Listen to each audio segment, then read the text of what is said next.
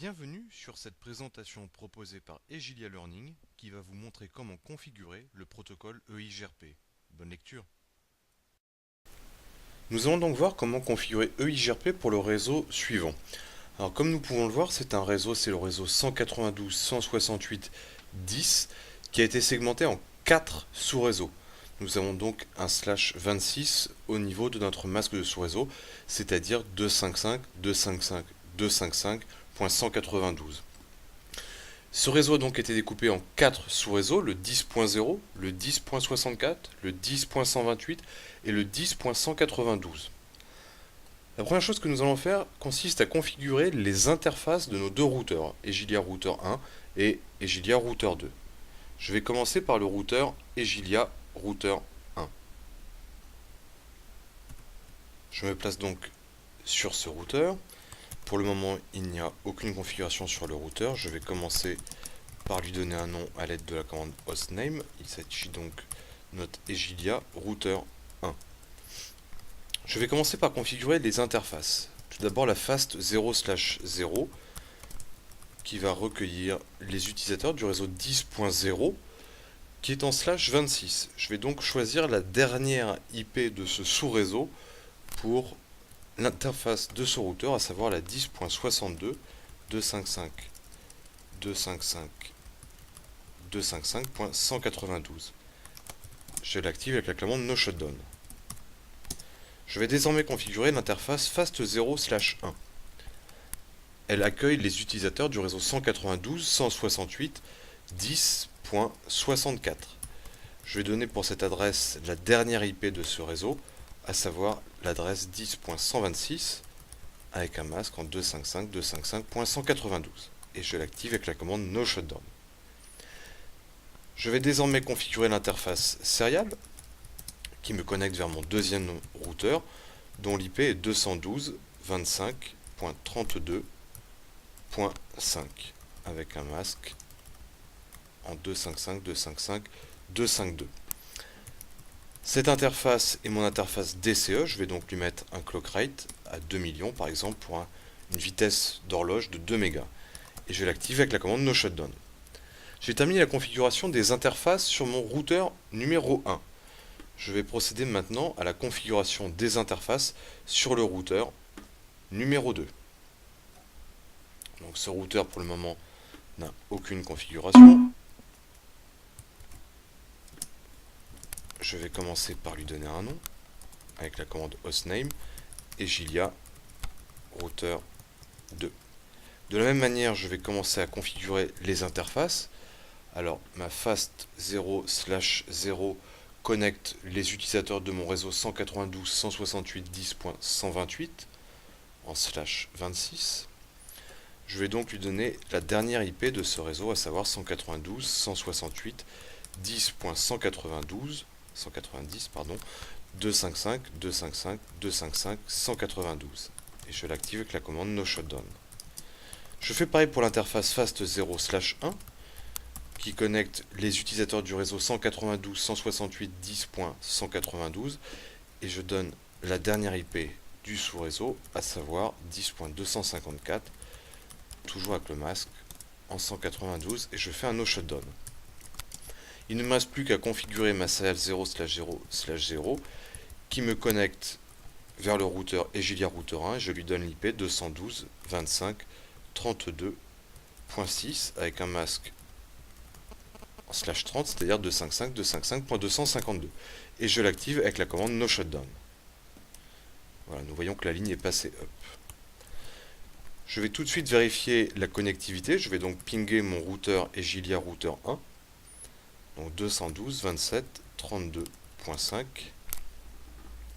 La table ARP se construit.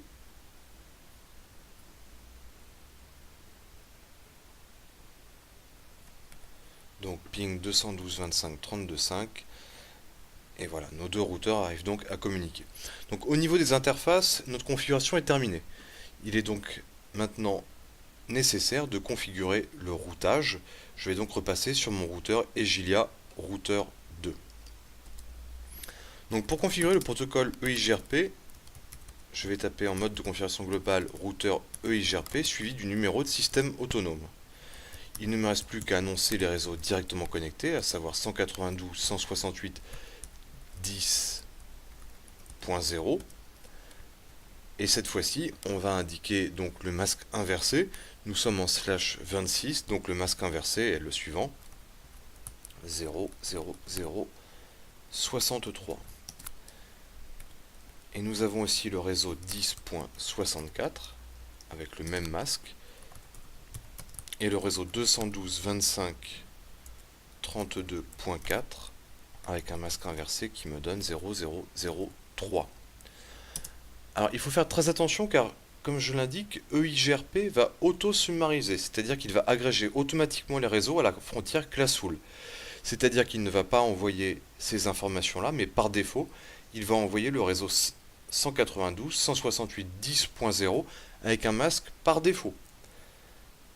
Donc si je reprends mon schéma, le routeur ici va renvoyer vers mon routeur Egilia 2 le réseau 192.168.10.0/24, puisque l'agrégation va se faire à la frontière classful. Le souci est que le routeur Egilia routeur 2 va faire la même chose, il va envoyer comme information l'information agrégée à la frontière classful, c'est-à-dire 192.168.10.0/24. C'est-à-dire que nos deux routeurs s'enverraient les mêmes informations, ce qui causerait une erreur au niveau de la table de routage.